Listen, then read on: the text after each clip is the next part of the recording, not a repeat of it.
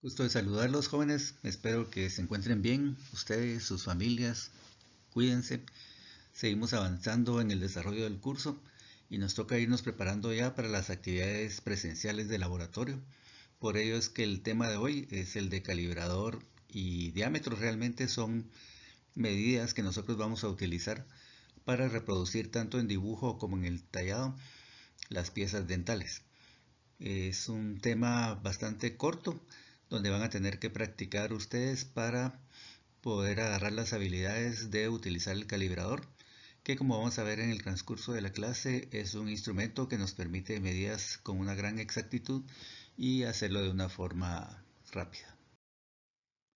Siguiendo con la modalidad de esta semana y como está especificado en las instrucciones de las actividades de la semana, ustedes ya leyeron el documento de calibrador donde está expuesto de una manera clara los componentes del calibrador, una definición y cómo poder determinar las lecturas de dicho instrumento, así como las medidas que vamos a utilizar para reproducir nuestros tallados, como longitud total, longitud mesiodistal, bucolingual y cérvico-incisal si son piezas anteriores o cérvico-oclusal si son piezas posteriores.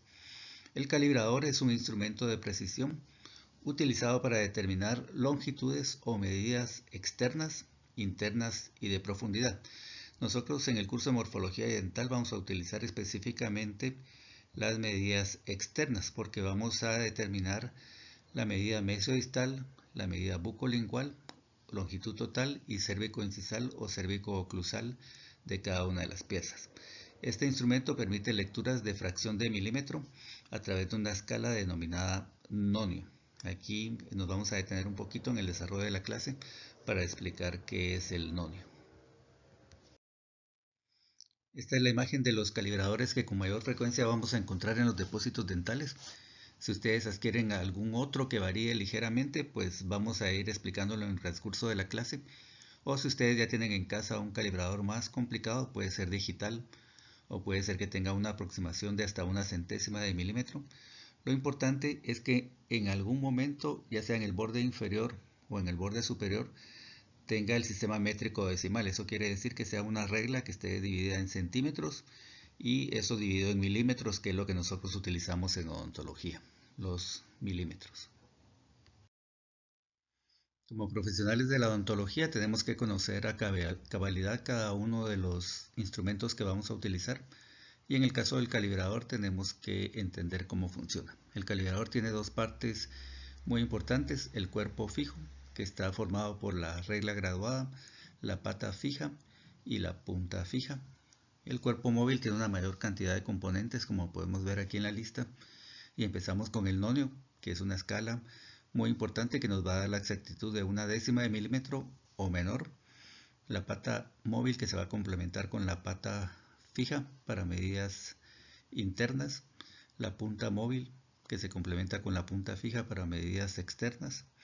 La reglilla de profundidad, que la mayoría de calibradores que usamos en odontología no la tienen, pero serviría para tomar la profundidad de algunos objetos.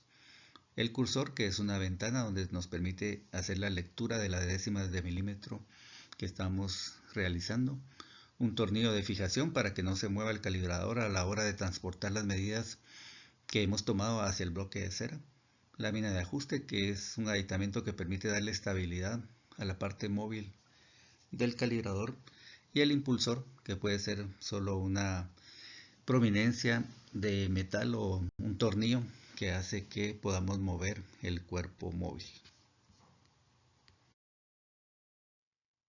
Aquí tenemos una fotografía del calibrador ya con cierta medida. Hay una distancia entre los aditamentos fijos del calibrador que va a ser exactamente la misma distancia que hay entre los aditamentos de la parte móvil aquí, y si tuviera una regla de profundidad también sería exactamente la misma medida. Aquí podemos ver los componentes tanto del cuerpo fijo como del cuerpo móvil, donde tenemos la pata fija que se va a accionar junto con la pata móvil, la punta fija que se acciona con la punta móvil para sacar determinadas medidas, el freno que puede ser una palanca o puede ser un tornillo, el cursor, que es esta ventana que nos permite hacer la relación entre la escala del nonio, que lo tenemos aquí, En la parte móvil hay una escala que se denomina nonio y la vamos a relacionar con la regla graduada que se encuentra en el cuerpo fijo.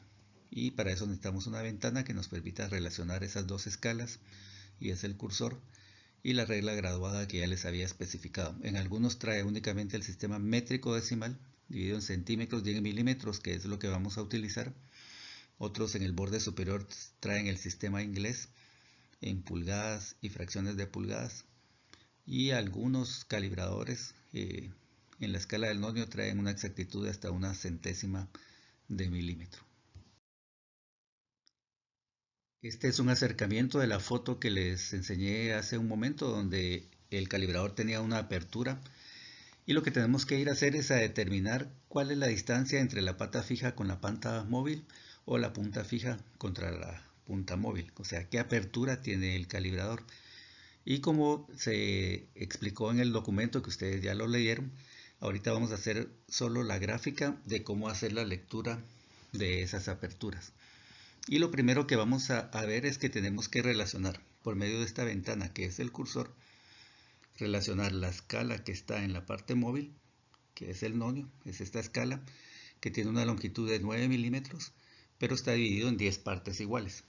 Eso hace que cada tramo de la escala del nonio sea una décima más corto que el tramo de una regla normal. Si yo tengo aquí 1 centímetro, son 10 milímetros, está dividido en 10 partes iguales, y la escala del nonio solo tiene 9 milímetros, no llega hasta aquí al centímetro, tiene 9 y está dividido en 10 partes iguales, por lo que cada tramo de la línea del nonio es una décima de milímetro más corto que la regla, y por eso nos va a dar exactitudes de hasta una décima de milímetro.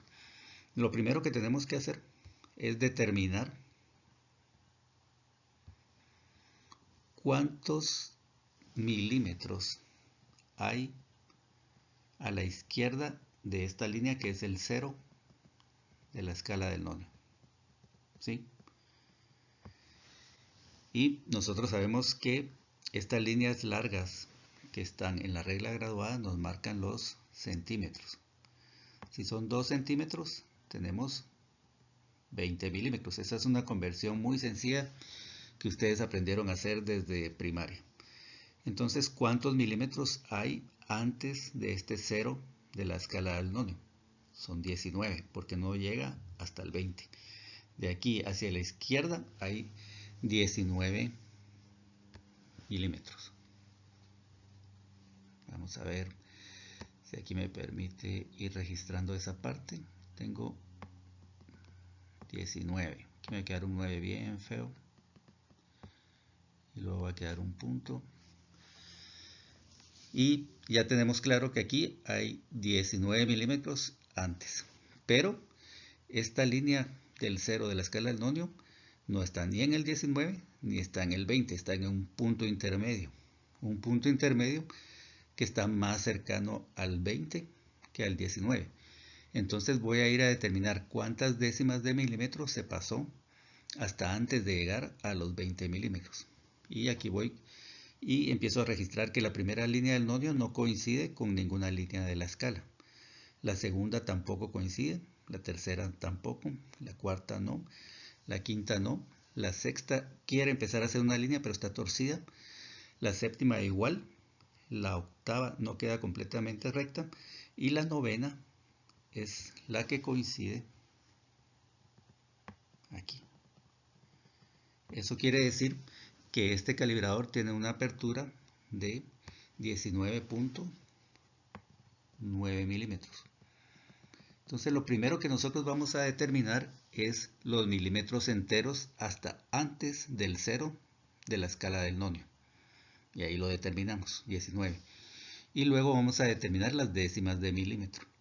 Y logramos determinar que es la novena línea la que hace coincidencia con una línea de la regla graduada. Entonces eso nos está indicando que son 9 décimas las que nos pasamos del 19, 19.9 milímetros.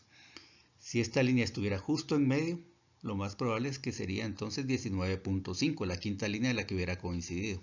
Si estuviera más cerca del 19 que del 20, alguna de las líneas de las primeras, ya sea la 1, 2, 3 o 4, sería la que hubiera coincidido.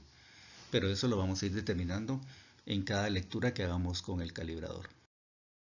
En esta segunda parte vamos a llegar a algunos acuerdos en cuanto a las medidas que vamos a utilizar para los registros de las piezas dentales que nos permitan reproducir tanto en dibujo como en tallado las piezas naturales. Y aquí tenemos que tener cuidado porque en los exámenes, en las partes prácticas, nosotros usamos las abreviaturas. Longitud total no lo vamos a escribir todo, sino solo LT. Si ustedes en este momento no les queda claro, después en los exámenes no van a saber qué es MD, qué es BL o CI o CO. Entonces tenemos que estar bien claros desde ahorita. Longitud total lo vamos a abreviar como LT y va a ser aquella medida que va desde la parte más prominente del borde oclusal o del borde incisal hasta el ápice de la raíz. ¿De qué estamos hablando? Vamos a tener una cúspide que va a ser la más alta o la parte más prominente del borde incisal hasta el ápice de la raíz. De la raíz más larga, esas deberían de ser la longitud total. Aquí me quedó torcida la línea, pero si nosotros usamos el calibrador, es una superficie recta y debe hacer contacto en la cúspide más alta si es una pieza posterior o en la parte más prominente del borde incisal si es una pieza anterior, ¿verdad? Si la parte más prominente está en medio, ahí debería hacer contacto. Y hasta el ápice de la raíz o el ápice de la raíz más larga. Esa sería la longitud total de la pieza. Si ya determinamos la longitud total de la pieza, ya sea en un enmarcado para un dibujo que el doctor Sánchez les va a explicar la otra semana, o en un bloque detallado como lo vamos a hacer en el laboratorio de pretallado antes de iniciar a tallar piezas dentales, vamos a tener ya el tamaño del bloque o el tamaño del dibujo que vamos a hacer. Pero luego tenemos que separar la parte de la corona con la parte de la raíz. Y por eso vamos a utilizar la medida cérvico-incisal si es una pieza anterior o cérvico-oclusal si es una pieza posterior, ¿verdad? Cérvico-oclusal o cérvico-incisal si es una pieza anterior. Nos permite determinar el tamaño de la corona anatómica de las piezas. Aquí ya utilizando las flechas para que quede más recto, estamos determinando el tamaño de la corona, pero va a ir desde la parte más prominente del borde cervical. Vamos a estudiar con las piezas que los bordes cervicales tienen forma convexa y hay una parte o el cenit que es la más prominente hasta la cúspide más alta o la parte más prominente del borde incisal. Y ahí estamos determinando el tamaño de la corona, dividiendo la parte de la raíz con la corona y le denominamos la medida cérvico-incisal si es anterior o cérvico-oclusal si es. La siguiente medida que vamos a utilizar es la medida mesiodistal. Si estamos observando por las caras libres, eso quiere decir bucal o lingual las piezas, podemos determinar el diámetro que va desde la cara mesial hacia la cara distal.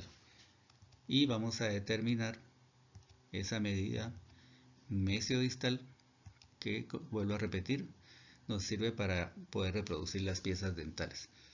Y como ya adelantamos en el tema de punto de contacto, lo vamos a tomar en la parte más prominente de las caras proximales. Eso coincidiría con el punto de contacto. No aquí donde ya tiene convergencia, ni aquí en cervical donde tiene convergencia. Con el calibrador, como es recto, al ponerlo en contacto en las caras proximales, va a hacer contacto en la parte más prominente de las caras proximales, tanto en una pieza anterior como en una pieza posterior. Y ahí vamos a determinar la medida máxima que va a ser la medida mesiodistal de estas piezas. Y volvemos a recortar nuestro bloque detallado o hacemos el otro enmarcado del dibujo para dibujar una cara libre, una cara bucal o una cara lingual.